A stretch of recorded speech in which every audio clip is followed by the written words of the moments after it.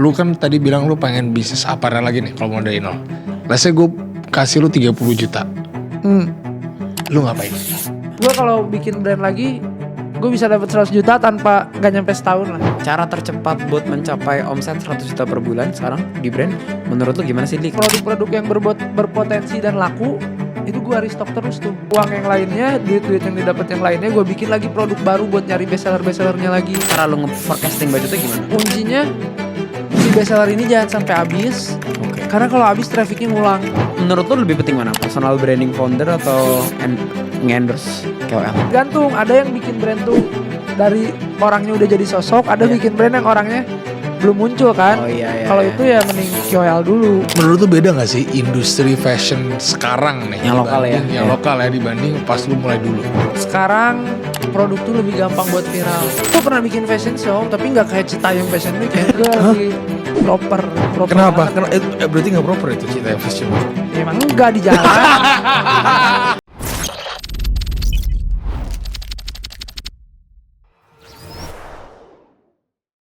Yo, udah semangat lagi, Udah semangat lagi, udah gak sedih, Video kedua udah sedih. Iya, sekarang semangat. Jadi welcome back di episode ketiga dari Bos Fadli. Bos Fadli. Founder of Miracle Mates. Jadi di sini kita mau bahas tentang yang mungkin lebih daging kali bahasa kalau kata anak Jaksel zaman Daging sekarang. ya. Wagyu A5 lah katanya gitu ibaratnya. Gue pengen tanya nih, Bos, kira-kira kalau lu diposisiin sebagai zaman sekarang nih, Gen Z zaman sekarang atau milenial lah, milenial zaman sekarang gitu, terlepas backgroundnya apapun ya, kira-kira kalau lu disuruh buat bisnis sekarang, industri apa yang lu bakal bikin? Ini di luar lu suka fashion ya. Jadi lu ngebayangin nih mamang-mamang yang lagi makan Indomie double pakai sawi sambil siang ML nih mau bikin, gue mau bikin bisnis tapi marketnya, modalnya, nah itu yang sering alasan-alasan kayak gitu tuh. Nah kira-kira lu ngebayangin jadi mereka tuh, lu bakal bikin bisnis apa? Gua yang pertama mungkin tetap aparel. Oke. Yang kedua sama ketiga antara parfum dan skincare lah. Oke, itu menarik tuh. Kenapa aparel? Karena aparel tuh salah satu bisnis paling susah sih menurut gue. Iya. Karena supply planning, size setiap orang bisa beda, harus kreatif terus, SKU-nya harus baru stoknya terus, harus banyak. stoknya harus banyak, pasti ada unused stock juga. Terus kalau parfum kan all size, Nggak ada size-nya ya. gede, Restock kecil, gampang, produksi gampang. 2 bulan 3 bulan beres. Nah, kenapa aparel? Menarik tuh pertanyaan itu. Kalau kenapa aparel? Karena balik lagi gue emang suka fashion. Oke. Suka fashion karena kalau udah suka enak ngejalaninnya gitu. Itu alasan gue. Terus Kalau misalnya buat orang random, kalau buat orang random, kenapa harus aparel juga? aparel tuh karena walaupun ada size-nya tapi banyak produknya. Maksudnya lu bisa bikin baju, lu bisa bikin celana, lu bisa bikin topi, banyak yang bisa dieksplor gitu. Oke, misal lu bikin 10 SKU, nanti ada 1 atau 2 yang viral lah.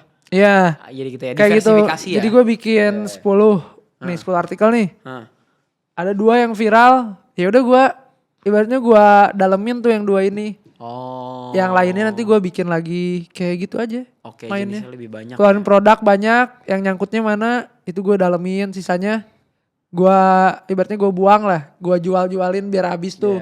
Yang 3 ini misalnya yang laku nih, gue dalemin stoknya kayak gitu mainnya. Oke, mainnya kayak gitu. Terus ya. kenapa parfum atau skincare? Karena parfum dan skincare tuh produk beauty, kecantikan. Waduh, gimana tuh maksudnya? Kalau kayak ibaratnya lo kalau udah cocok sama parfum A, lo pasti beli lagi gitu. Bahkan sih gue ganti-ganti. Misalnya kan kayak sebulan sekali habis tapi pasti beli terus kan. Iya, Jadi repeat ordernya tuh kenceng kalau si parfum dan skincare tuh kayak kalau skincare kan cewek udah cocok pakai skincare itu tuh kayak kecanduan gitu kan terus pakai kan. Jadi repeat ordernya kenceng, kita effortless kalau marketnya udah dapet tuh.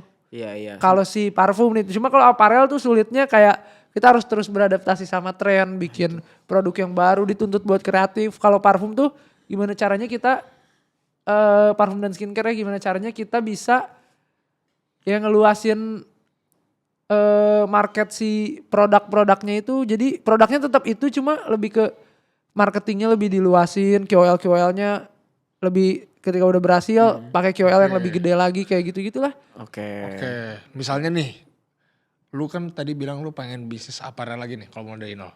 Let's say gue kasih lu 30 juta, lu ngapain? Gue bikin aparel. Gimana? Iya, pembagian modalnya Ini 30 gimana? juta diapain?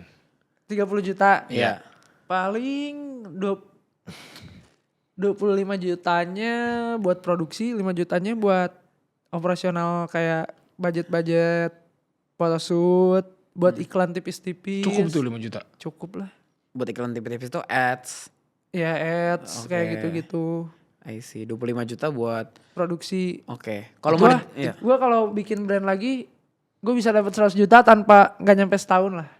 100 juta per bulan. Bersih nih. Iya. Oke. 100 juta misalnya dapat kurang dari setahun bisa. Dari mulai 30. Dari 30, dapat omset ya? Iya. Omset oke. bisa. Omset 100 juta per bulan kan? Ya bisa. Bisa. Dari 30. Bisa. Tapi ya di nyampe 100 jutanya di 9 sampai 12 bulan akhir lah. Nah itu cara tercepat buat mencapai omset 100 juta per bulan sekarang di brand. Menurut lu gimana sih Li? Kayak kalau lu mau start sekarang nih. Apa yang akan lu lakukan dengan cost yang kecil, of course 30 juta gitu ya. Apa sih yang lu lakukan biar lu bisa cepet nyampe 100 juta per bulan gitu? Gue bikin produk misalnya 6 artikel misal. Oke. 6-7 artikel. Hoodie semua tuh misalkan. Enggak, jangan. Oh, jangan. Jangan. Justru Tergantung bedain. brandnya. Kalau lu mau Oke. bikin brandnya brand topi ya topi semua. Tapi semua. Oke. Kalau gue kan brandnya aparel nih. Iya. Kayak gue misalnya bikin hoodie 1, topi 2, baju 2 kayak gitu. Atau baju 3. Gue bikin nih. Yang produk-produk yang berpotensi dan laku itu gue restock terus tuh. Oke, berpotensi dan laku tuh paling best performing aja? Iya, best performing. Oke. Paling banyak kejual. Oke, terus? Itu gue restock terus tuh, gue dalemin stoknya. Sedangkan uang-uang yang lainnya, duit-duit yang didapat yang lainnya, gue bikin lagi produk baru buat nyari bestseller-bestsellernya lagi. Nah, Jadi terus kayak gitu gamenya. problem paling utama biasanya kalau udah kita produksi kita bingung gimana cara ngejualnya. Cara ngejualnya. Tanpa Iya, teman-teman ya kayak biasa kan bantu dong, nggak kayak gitu misalkan real organik. Gimana sih cara ngejual produk kita untuk pertama kalinya gitu dapat pembeli. Kalau temen tuh sebenarnya gampang ya kan, semua orang punya temen pasti bisa bantu temen kita tuh. Iya. Kalau Tapi buat kan ngejualnya produk- kan sekarang iya. ada sosial media, TikTok, Instagram, Berarti personal ada branding kayak lu? marketplace. Personal branding atau upload konten di company page-nya? Pertama kalau di sosmed ya kita foto produknya yang oke lah, yang ketika orang lihat tuh percaya sama produknya. Iya, Terus kalau di TikTok ya sekarang ketika konten FYP pun kemungkinan ada orang yang beli gitu. Oke. Lebih gampang sekarang tuh, beda sama zaman gua dulu. IG belum sepowerful sekarang. Tapi kan makin gampang makin masuknya artinya bikin brand yang viral makin gampang kan ya udah. Bener, lu tinggal tapi bikin karena FYP aja. gua ada di, gua kan udah Dua masa udah, ya. udah ngerti nih, makanya gue Iya. bilang kalau ada modal 30 juta gue bisa dapat si 100 juta itu Oke. kurang dari setahun lah. Lu bakal bikin konten gak? Bikin konten. Konten apa? Diri lu sendiri, personal branding gitu gak? Buat Kalau jadi gua- face of the brand gitu. Ya kalau gue iya pasti Lu pasti? bikin. Oke. Konten seperti apa sih? Edukasi kah? Kalau sekarang gue edukasi, kalau dulu ya kayak gue gini nih, sesimpel lu jual produk aparel pakaian ya. Seenggaknya lu sebagai ownernya lu harus berpenampilan yang bagus lah Oke gitu. ya. Terus nunjukinnya di mana? Ya kalau nggak ketemu teman di tongkrongan ya di sosial media. Makanya personal branding gue itu penting juga buat brand gue, karena ketika personal branding gue bagus, orang lebih percaya sama brand gue. Iya. Ketika mau komplain, oh gue tahu ownernya dia, DM aja ke ownernya. Ngerti gak sih? Lebih enak sih. Iya, lebih personal orang ya. tuh lebih aman, lebih personal kayak gitu. Lebih Cuma ya trust. resikonya jadi sosial media kita kayak customer service tuh. Oh gitu. Iya ada Ada yang komplain ngechat-chatin gue. lu. Bahkan gue Anjir. sampai nemuin yang cheating di bisnis gue gara-gara ada yang nge-DM ke personal gue. Cheating gimana? Cheating gimana? Nyolong barang. Oh. Dia kayak stok di toko tuh di offline store minus terus, taunya duitnya masuk ke kantong dia tuh. I see. Itu banyak banget, udah lumayan lah dia ngambilin. I see. Oke, menarik. Itu gara-gara ada yang ngadu. Kayak, "Bang, kenapa gue beli produk ini lagi diskon padahal tapi harganya normal?" Terus gue tanya tuh, "Emang belinya Dimana? produk yang mana?" Terus produk ini gue cek di report harian itu nggak ada produk itu. Oh shit. Berarti kan diambil Tolong. nih. Terus gue Iya. pancing yang jaganya. Misalnya namanya Asep lah. Asep. Asep nice guy. Kayaknya bener nih namanya. Kayak namanya beneran Asep. Namanya ya Asep misalnya. Asep Clippers kita. Gue pancing lo jujur gak kerja di Miracle? Jujur atuh Fadli masa enggak? Kalau nggak jujur berani ya aku spill di sosial media. Iya sok berani. Terus sama gue kirim buktinya. Skakmat dia. Oh. Dia udah ngomong ya nggak apa-apa di spill Iya. kalau nggak jujur. Taunya ada buktinya dia nggak jujur. Terus dia gimana? Terus gue kasihan ya akhirnya Tapi lu pecat akhirnya. dipecat cuma ya nggak disuruh. Kayak dia ngakunya cuma ngambil 1.500.000 padahal yang hilang banyak banget. Terus dia sampai liburan ke Bali sama pacarnya. Duit dari sana, anjing. Tapi gue iya aja ya udahlah. nggak Kok di apa-apa. La Favela gitu ya. Iya, ke Bali sama Asep. cewek. Anjir, stok digital kembali bertindak, Pak. Anjing. Anjing.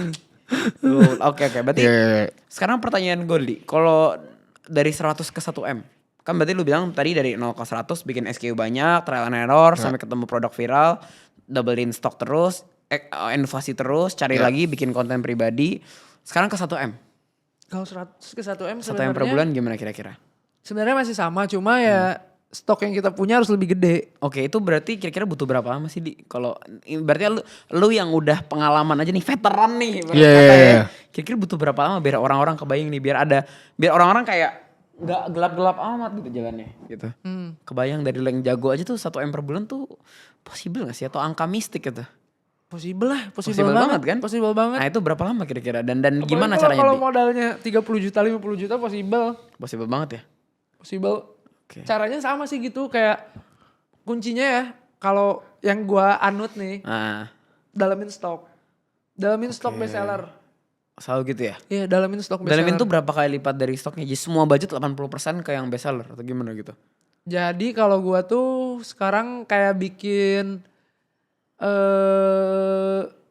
sistemnya di Google Sheet. Oke. Jadi ketika harus restock udah nyala tuh. Oh. Udah ada dan restocknya harus berapa. Kayak gitu-gitu udah. Oke, boleh bantu share gak, Li? Gimana cara lu mengetahui, kan paling best seller kan. Terus kira-kira dari lu punya total budget berapa, stok best seller tuh berapa persen dari budget lu gitu? Atau cara lu forecasting budgetnya gimana? Kalau sebenarnya kan best sellernya tuh beda-beda ya tiap brand. Iya. Bisa ada 10 di brand A, ada 20. Ya. Itu beda-beda kan. Yang penting kayak kuncinya si best seller ini jangan sampai habis. Oke. Karena kalau habis trafficnya ngulang. Oke, berarti ketahuan dari orang kira-kira sebulan habis berapa? Gini jadi kalau kayak- sesimpelnya karena orang kan kalau mulai bisnis nggak mungkin punya tim yang bisa ngebantu dan lain-lain. Iya. Simpel kayak ibaratnya stok ketika udah 50% lu udah harus restock Oke. buat yang Oke. best seller ya. Ya 50% ya? Iya 50 Oke, amannya gitulah. Menarik Kalau tuh. buat awal-awal orang yang bikin kan nggak ada orang yang ngejagain stoknya. Kalau gua Iya, kan iya. ada timnya yang fokus di stok kayak Oke. gitu-gitu. Udah ada tuh timnya. Kalau yang baru bikin kan ibaratnya Lihat sendiri gitu, Iya. pakai sheet gitu. pakai sheet terus ketika ya lu harus tahu misalnya produksi barang ini tuh sebulan Nah, dan lu harus tahu si produk butuh restock apa? misalnya produk jaket ini tuh dalam sebulan kejualnya berapa Berapa? piece. Oke. Misalnya 300 piece. Nah, Berarti lu kan nggak boleh punya stok 300 piece. nggak boleh. Karena kan nggak sebulan boleh. habisnya 300 piece. Ya. Minimal lu mungkin punya stok kali 3-nya lah mungkin. Oke, biar aman ya. Biar aman misalnya lu harus punya stok 900 piece tuh. Tapi kalau misalnya kita udah lihat ini bestseller 2 bulan berturut-turut, terus lu bikin banyak, terus lu gak kejual di bulan ketiga, gimana, Li? Makanya jangan langsung banyak. Oh, bertahap, bertahap pelan-pelan ya. naiknya. Oke, yang penting tadi 2 kali sampai 3 kali lipat demand bulanan lah ya, Iya. Pak ya. Oke, Kayak gitu. menarik. Terus selain itu, apakah kita harus kayak bikin offline store atau endorse banyak KOL atau Kalau untuk awal nggak usah offline store dulu sih. Oh, nggak usah ya. Kecuali tergantung model bisnisnya. Kalau gua yang brand parfum awalnya dari offline store. Karena Karena ya gua kan parfum. custom parfumnya. Iya. Tergantung model bisnis. Kalau menurut gua kalau awal-awal tuh mending online aja dulu. Online aja dulu ya. Lebih Karena resiko lebih kecil gitu ya. resikonya lebih kecil, nggak ada biaya. Kan kalau mulai awal tuh biasanya sendiri tuh, ibaratnya belum ada yang kerja nih, ibaratnya. Kalau lu punya offline store kan, lu nggak bisa ngejagain 7 hari di situ tiap hari nggak kan? Pasti harus ngegaji yang kerja. Ya. Belum harus bayar listrik, Ya. belum harus bayar sewa, banyak lah pengeluarannya sedangkan brand lu online-nya belum jalan nih. Iya. Repot gitu. Jadi mendingan online dulu. Online dulu baru kalau udah ada nih gue marketnya, customer loyalnya udah ada. Terus pahamin dulu brand gue marketnya di kota apa, lu marketnya di Jombang, lu bukanya di Bandung kan gak nyambung. Kayak gitu. Jadi kalau mau buka toko pun tahu dulu market brandnya di mana, banyak Oke. pembelinya kayak gitu. Oke. Dan ini pun banyak kejadian di tempat toko gue pertama di The Hallway Space tuh. Dulu tempatnya viral tuh, Creative Space itu tuh. Nah, banyak brand keluar masuk karena banyak yang salah itu tadi. Dia awal bikin brand masih pakai mindset kuno zaman dulu. Iya, Kalau zaman dulu ya, zamannya Skaters, Proshop dan lain-lain kayak gitu tuh offline store. Iya. Tapi kalau sekarang tuh online dulu. Online dulu Mereka malah langsung bikin offline store. Iya, Padahal eranya udah berubah. Paham. Dia baru bikin offline store, cash flow-nya belum kuat, marketnya Bayar belum sewa ada. nggak kuat. Akhirnya sebelum setahun tutup. Iya. Kayak gitu-gitu. Oke. Tapi kan lu sempet mention kayak sekarang kan online udah gila banget nih fee-nya gitu kan. Dan banyak players yang gede-gede udah pengen pindah ke offline. Sekarang harga sewa makin naik dong harusnya. Karena makin banyak orang yang pindah ke offline. Udah mulai kerasa gitu gak? Atau sebenarnya Enggak belum? sih, masih aman. Belum Masih ya? aman Masih aja. aman. Karena kan yang nyewa-nyewain gak sepaham itu juga. Oh. Yeah. Itu advantage tuh, Iya. untungan tuh.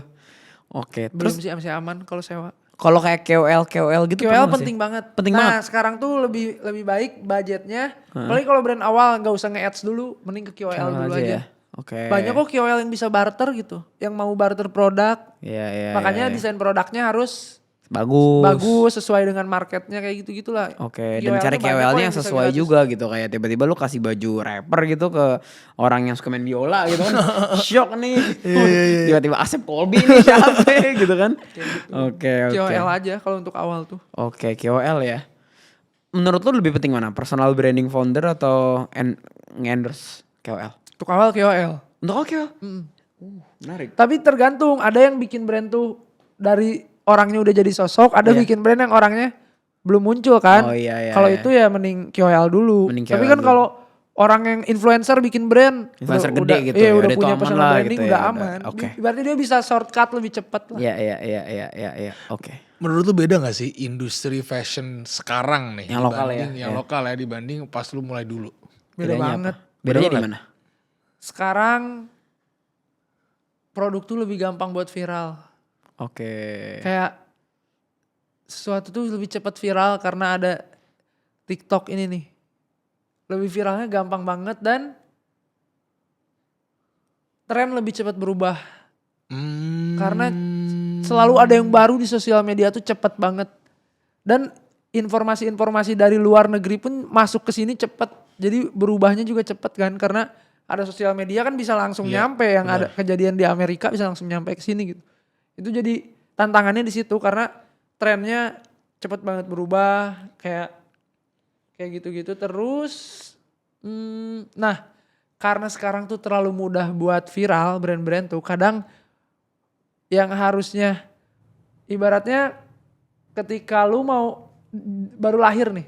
Lu kan belajar dulu tengkurap, jalan tengkurap. Terus ibaratnya apa ya tuh. Ngerangkak, terus jalan pelan-pelan, baru berdiri, baru lu bisa lari. Nah sekarang tuh dari baru lahir dia langsung Lari. ke lari. Iya. Tapi pondasi di sininya nggak kuat nih, Iya, nggak iya. ngelewatin pondasinya. Iya. Jadi ketika bikin viral naik tuh, kayak tuh dia mendadak, tapi hancur lagi. Karena pondasinya nggak kuat.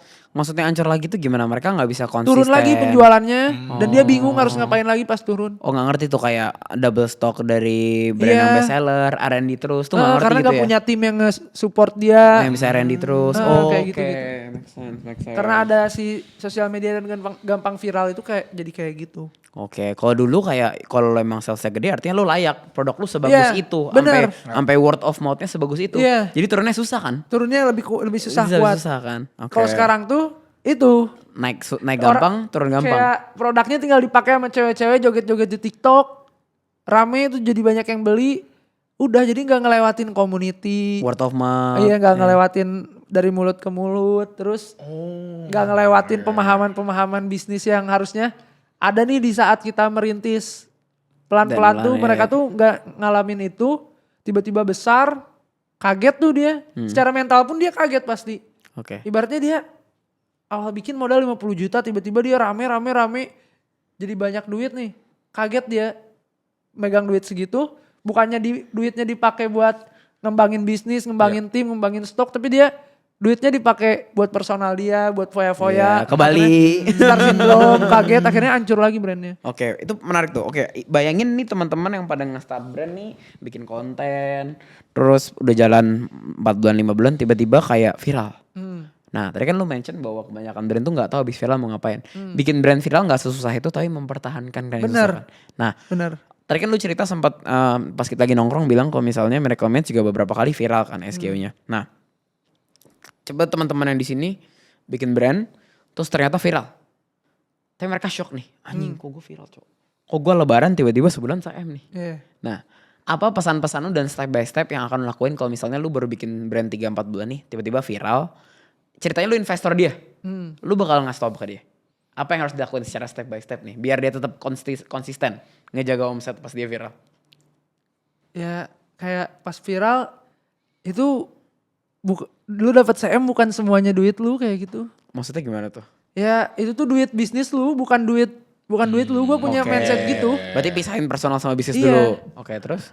Ya terus ketika dapat CM, mendingan daripada lu memperkaya diri lu sendiri dulu gitu dan uangnya jadi nggak muter, mendingan lu duitnya puterin ke bisnis lagi. Kayak Oke. pertama lu dalemin stoknya, perbanyak stoknya, terus gak cuma stok, lu lebarin timnya biar pondasinya lebih kuat, Oke. lebih ke kayak gitu-gitu. Oke.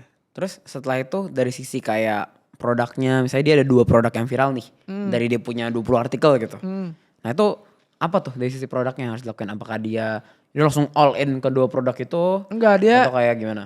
dia tetap jaga stok produk itu tapi sambil bikin yang baru buat Oke, nyari yang awalnya 2 bisa ngasilin CM, kalau punya 5 bisa 3M, 4M bisa, kan? iya, bisa 4M. Iya kayak gitu ibaratnya. I see. Berarti tetap ekspansi produk terus dan diinvest balik ya.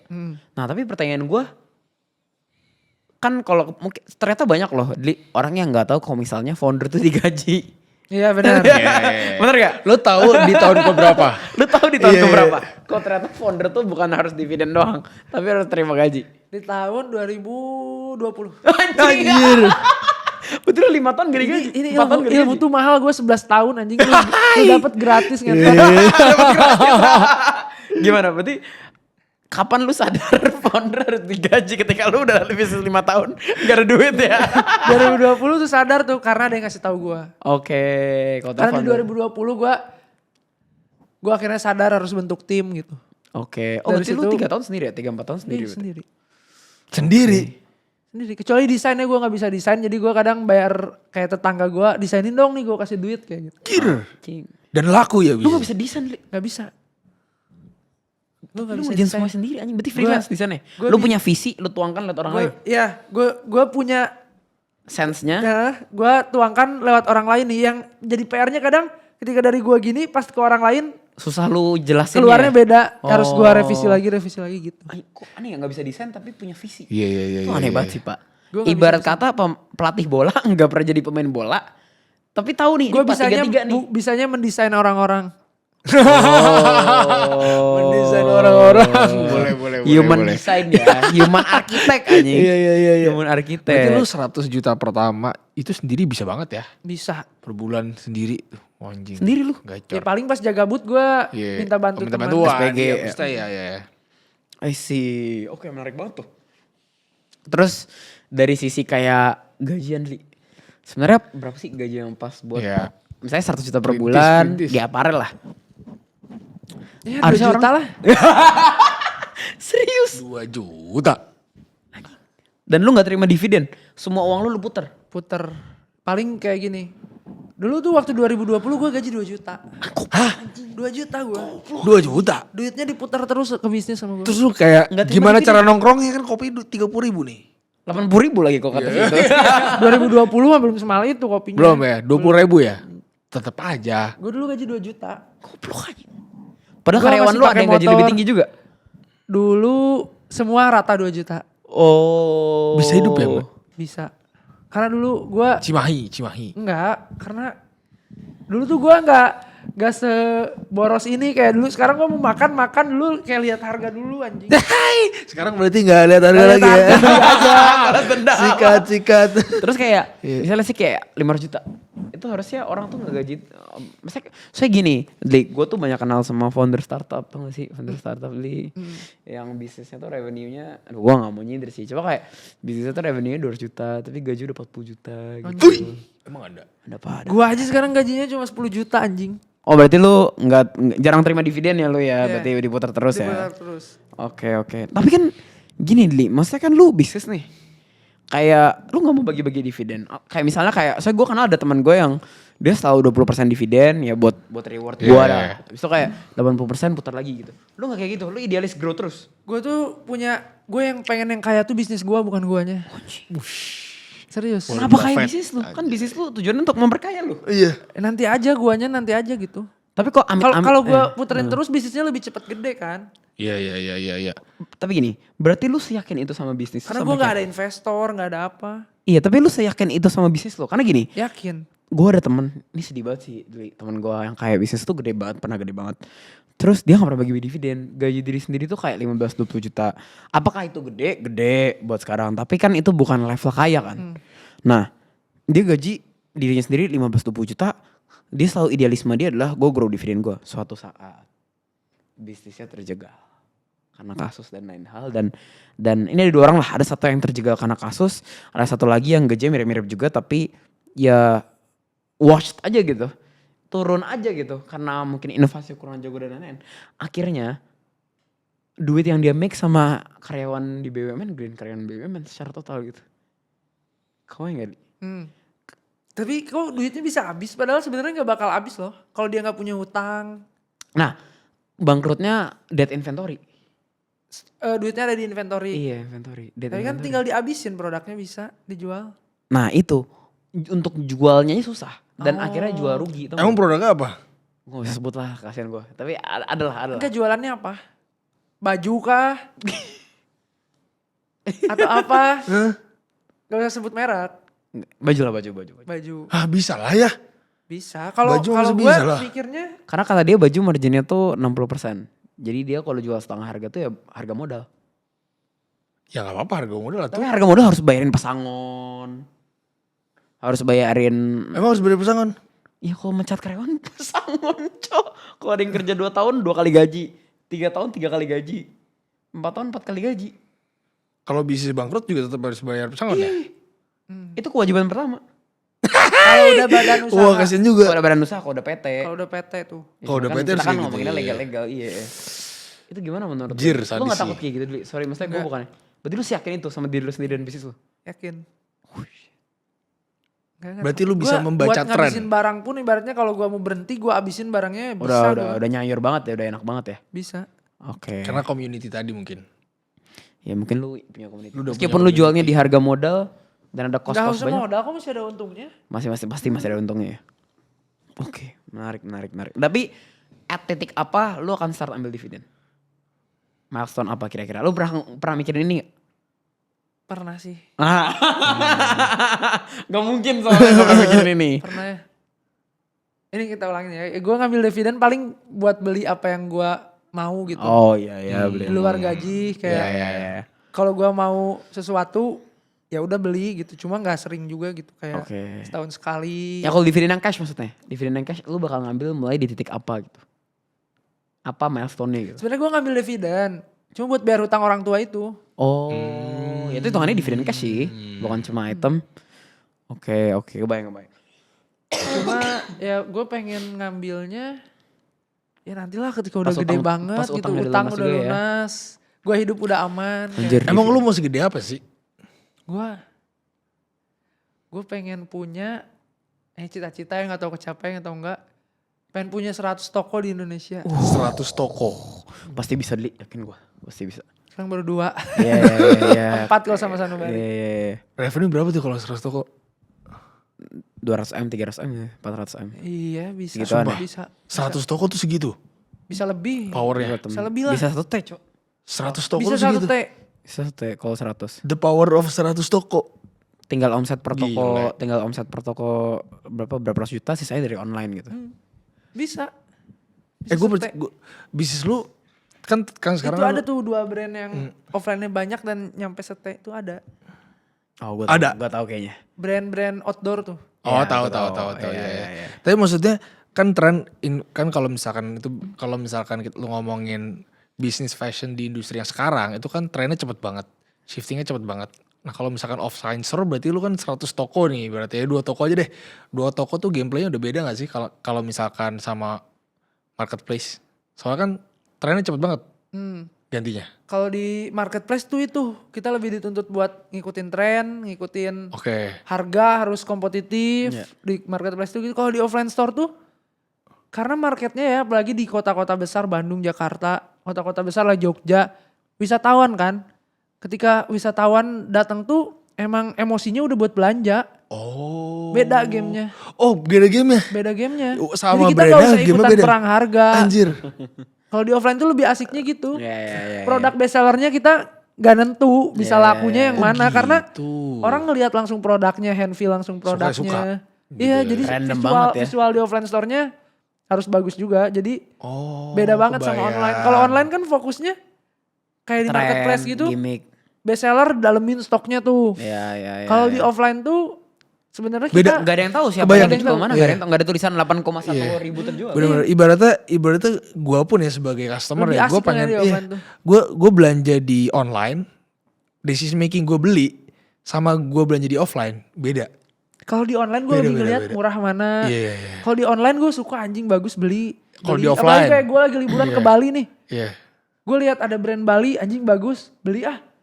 Kayak Bener-bener Iya, karena kayak kita gitu. fisiki di sana. Padahal Itu gua- anjir gue udah dari padahal awalnya jauh kita gitu nggak ya. ada rencana mau beli itu. Bener. Kita lihat-lihat beli. Lebih kayak Impulsif. gitu kayak wisatawan Malaysia. Banyak banget tuh di toko gua di Hallway yang di Trunojoyo banyak wisatawan Malaysia Sumpah? tuh. Mereka beli aja gitu. Karena harga yang kita jual di sini dengan uang dibandingin dengan Malaysia murah di sini tuh. Iya murah. Nggak perlu kalau kita di online mainnya ya ngejarnya lokal, kalau Iya. di marketplace harganya harus kompetitif, harus ngikutin Promo. promo-promo marketplace, biaya admin dan lain-lain. Harus bayar biar ditaruh paling atas. Bener. Wah, ya, Harus kebayang. iklan biar produk iklan. kita muncul Gamenya terus. beda ya. Iya. Tapi buat yang Miracle, banyakan orang yang datang ke offline store buat lihat-lihat atau banyakan orang yang datang ke offline store udah tahu mau beli produk yang mana? Imbang sih. Imbang.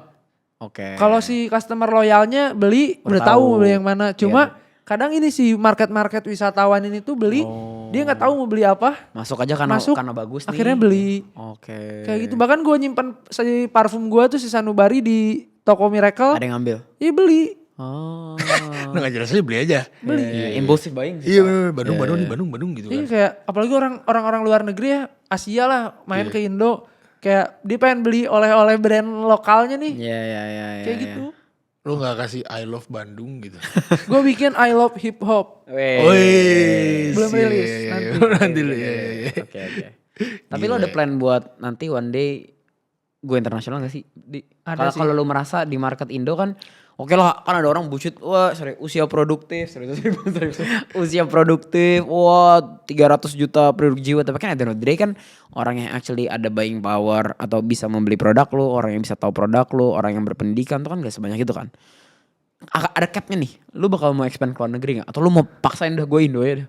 Gue Indo dulu sih. Oh lu bakal mau Indo aja? Indo dulu. Tapi bakal keluar. Sekarang pun sebenarnya banyak yang beli dari luar negeri. Oh, Yaitu Malaysia, Singapura. Oh tapi yang main ke Indo? Main ke Indo atau ada yang beli langsung di Shopee? website Shopee atau Oke. chat ke WhatsApp atau reseller-reseller dari Malaysia kayak toko di Malaysia Oke. belanja dia jadi reseller kayak gitu ada.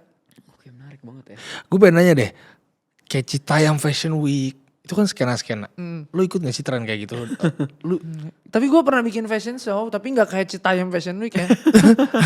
Gue lagi proper kenapa? banget. Berarti gak proper itu Citayam Fashion Week? Ya, emang enggak di jalan. Mancing liver. Enggak Tapi Itu pelecehan enggak, atau? tapi gue respect karena dia spiritnya bagus gitu. Iya. Kan mereka juga ibaratnya sekarang kayak gitu nanti bisa jadi lebih besar dari gua mungkin. Benar, Karena benar, gua benar. pernah ada di posisi mereka gitu kayak gitu. Iya. Cuma emang hobi aja fashion gitu ya. Iya. Jadi orang skena itu kan banyak yang bilang gak punya duit. Bener gak sih? Gua Siapa yang bilang skena gak punya duit? Itu di brief. Sule nama kreatif kita Sule. Jadi enggak banyak ya? yang banyak duit. Enggak ya berarti ya? Ya enggak lah. Sebenarnya apa ya? Skena Gak tuh tahu cuma gue juga style kenapa bisa berpakaian. ada bahasa skena ini nih. Skena tuh cuma cara berpakaian anjing bukan populasi. Skena tuh sebenarnya lebih ke skena tuh menurut gue awalnya tuh muncul dari sebenarnya skena tuh kayak komunitas gitu. Komunitas ibaratnya komunitas musik hip hop itu skena musik hip hop gitu. Kayak gitu-gitu skena tuh awalnya. Cuma emang cara berpakaiannya kan lebih nyentrik, mereka tuh lebih beda lah. Beda. Nah, terus ya bocil-bocil TikTok ini nih nyebut skena. Jadi akhirnya kan kebentuk kalau skena tuh ya kayak Alay tanda kutip iya gitu ya. kayak gitu-gitu lah. Emang skena tuh alay? Enggak lah. Enggak Keren. Tapi kan asosiasinya bocil TikTok kan sekarang kebanyakan kayak gitu kan. Iya. Ada yang keren, ada yang pocok banget, ada yang Yang keren ala banget. itu ya yang FOMO itu. Iya, FOMO skena Siapa tuh? ya. Nggak tahu. Lu mancing orang sebut nama. Oke. Nggak alay malah menurut gua Jadi lu gak terima Bagus. dipanggil skena? enggak lah gua nggak alay. Loh skena kan gak alay. Ya, Tetep- enggak. Kan definisi skena lu kan artinya Oh punya maksudnya fashion taste yang bagus. gua nggak terima disebut Iya, iya, iya. skena. Nah, iya. Jangan skena lah gitu. Berarti skena tuh konotasinya negatif di otak lu. Enggak, cuma geli aja gue dengernya. Iya, skena tuh kayak Kenapa geli? bulatnya tuh kayak Kan lu skena. emang anak gitu. skena. Iya, kenapa ada skena ini lu 2 tuh anak tahun skena belakangan kenapa ini? lu gak mengakui lu anak skena anjir? Apa ya gue juga gak paham skena apaan Skena tuh artinya apa? Iya kayak tiba-tiba ada gitu. Skena tuh kayak ya beda. Skin. Skin. Krik. Ya beda aja. Skena tuh gue nangkepnya fashion style yang unik aja sih. unik ya. Yang gue tangkap ya. Saya kayak Iya. pemain-pemain bola tuh sering kayak netizen itu kayak oh ini skena nih, oh ini skena nih. Lu artis skena tuh apa ya? Makanya gue juga gak tahu sih. Ya apa ya skena tuh ya itu sekumpulan orang di dalam komunitas gitu. Iya, harusnya Itu Skena. awalnya tuh. sih. Ngomongin soal, mungkin kita ngomongin soal bisnis lagi ya. Ya, boleh. Gue tertarik tahu ini sih kayak, berarti menurut lu Dli, kira-kira orang yang, lu kan bilang kalau lu bakal di posisi ini cuma karena lu pepet. Kalau enggak lu ya jadi mas-mas korporat, merintis dari bawah gitulah ya lu bilang kan. Lu membayangkan diri lu sendiri seperti itu. Gue kepepet dan gue cerdik. Kepepet dan cerdik gitu. Tapi kalau nggak kepepet, cerdiknya nggak muncul. Iya benar. Iya, jadi kenapa skena lagi? Sobok. Ini kan udah bagus muji-muji, flow-nya udah bagus. Kenapa tiba-tiba skena Skena lagi? tuh, gue pengen bilang skena tuh gak skena. seperti yang kalian lihat gitu. Iya.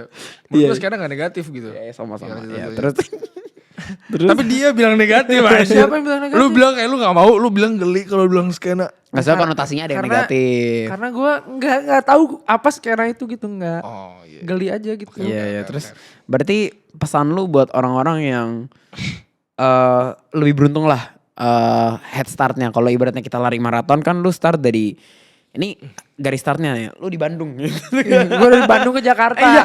Dia dari Garis startnya di Senop. Dia dari lu di Cikampek ya. Bandung. Iya, Cikampek tuh ke Bandung. Terus gimana pesan lu buat orang-orang yang nol atau bahkan udah 20 km dari maraton ya udah tinggal push dikit lah.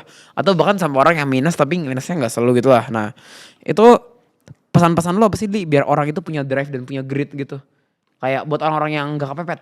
Kayak gimana cara orang yang nggak kepepet tuh punya bahasa keren jakselnya tuh grit lah ya. Perseverance lah. Itu gimana tuh cara pesannya? Apa mereka harus berada di situasi yang mepet dulu biar punya grit? Enggak juga sih. Gimana cara menanamkan grit? Karena ada itu? banyak juga orang yang punya privilege dan bisa memanfaatkan privilege-nya. Banyak banget juga. Iya banyak banget. Tapi kalau lu punya anak nih, apa yang lu bakal kasih tau kayak? Pasti kan lu Anak lu bakal privilege dong. anak lu bakal privilege banget Amin. dong. Amin kan. Maksudnya nggak ada panggilan debt collector setiap minggu. Gue usahain sih nggak ada. Pasti ada lah, nggak ada lah, nggak ada lah. BCA prioritas. Kalau kalau mau flight ke Thailand di lounge yang BCA prioritas, ya kan? Nawarin produk. Iya, baru terus kayak kan anak lu bakal privilege nih, aminnya nantinya. Apa yang bakal lu ajarin ke mereka biar mereka punya grit gitu aja kali simpelnya bahasanya. Iya. Biar mereka punya grit yang mereka nggak kayak lu, kayak kepepet dan terpaksa harus bekerja keras biar ini. Apakah lu akan membiarkan mereka untuk kayak kalau mau kerja corporate nggak apa-apa, tapi gimana cara lu menanamkan grit itu ke mereka? Buat anak gue. Buat anak lu atau pesan buat orang random Iya, yang lebih privilege Kalau daripada buat lu lah. anak gue dulu ya. Apakah Iya. lu taruh di jalanan, lu ngemper lu Enggak, turun kalau di- buat anak gue kayak gue tuh ketika dia mau sesuatu, gue nggak pelit, tapi ketika dia mau sesuatu kayak dari kecil gue tanemin, ibarat dia mau beli es krim, gue kasih dulu kayak coba disuruh berusaha dulu, kayak ibaratnya kalau masih kecil, gue suruh kayak coba berhitung dulu dari 1 sampai 20, kalau bisa baru boleh. Oke. Jadi segala sesuatu tuh ada usahanya. Iya. Gak langsung ketika mau gampang dapet, ketika mau gampang dapet. Contoh ketika dia mau ganti HP, ya udah sekolah dulu, kalau misalnya dapat ranking sekian dibeliin. Oke. Jadi dia ada usahanya gitu. Jadi bukan soal rankingnya tapi soal effortnya ya. Iya, karena harus ada dibiasain mau sesuatu tuh berusaha gitu. Kebanyakan orang tuanya kaya Privilege, tuh iya.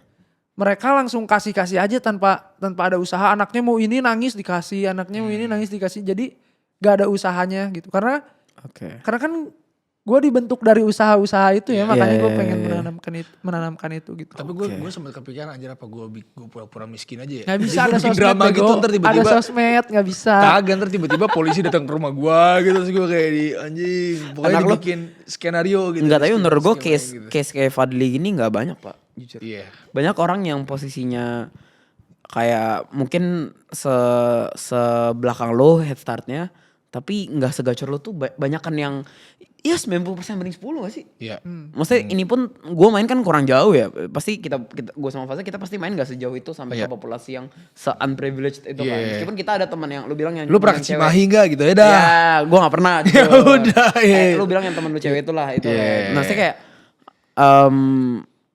ya kayak nggak semua orang bisa kayak lu sih. Makanya gue props banget sih. Jujur Iya. gue respect banget. Gue menemukan new level of Ibaratnya respect. lu bisa bersaing dengan orang yang di Jakarta anjir. Pak, iya pak. Ya lu dari Cimahi. Yang Jakarta respect sama gue. Iya, Ah. iya kan. Berapa lu di ma- Cimahi, iya kan. Orang di Jakarta gitu kan. Lu pakai utang, lu dari terlilit hutang, mereka dari terlilit. Bisa ngutang. Iya, bisa ngutang. Dari bisa ngutang. Ada jaminan bokap ya. Iya Gitu. benar. Jadi kayak lu terlilit hutang, yang Dia lain bisnis bisa pakai ngutang. utang. Iya. Iya. Bisnis Karena pakai gue pernah leverage ngomong gitu, ke orang iya. tua gue ya, Heeh. waktu gue lagi kesel, Heeh. kayak Abi kalau ada masalah bisa minta tolong ke aku, kalau aku ada masalah, aku butuh duit minta tolong ke siapa kata. Sampai punya pikiran gitu karena gue mikir kalau gue ada sesuatu di bisnis gue, siapa yang bisa nolongin gitu. Iya, benar-benar. Ngerti gak sih? Makanya gue ngejagain banget gimana caranya bisnis gue terus berkembang dan gue punya save uang yang bikin hidup gue tenang gitu. Oke, kata-kata hari ini. Kata-kata hari ini. Oke, terima kasih banyak nih Bos Fadli atas podcastnya yang sangat amat menginspirasi ya. Inspire. Ini Clippers pada nyayur sih. Kalau kemarin sama Clippers. kalau kemarin sama Tristan itu nyayurnya karena kita ngomong yang asal. Kalau ini karena banyak klip-klip yang mengundang rasa iba ya. Mengundang iba. Iya. Dan bukan buat-buatan ya ini. Ya bukan buatan, ini beneran ya, bukan Real. bukan perintis pewaris palsu ya, bukan perintis palsu ya gitu. Jadi thank you so much guys udah nonton di podcast. Thank you so much sekali lagi Fadli atas Thank you so waktunya. much, Pak Sama-sama. Fadli. Ini sekarang udah hampir jam 11 malam guys Betul. ya. Lebih. Jadi ya udah lebih ya, lebih. Jadi thank you so much ya guys ya, and see you in next Rebellion Academy podcast. Bye.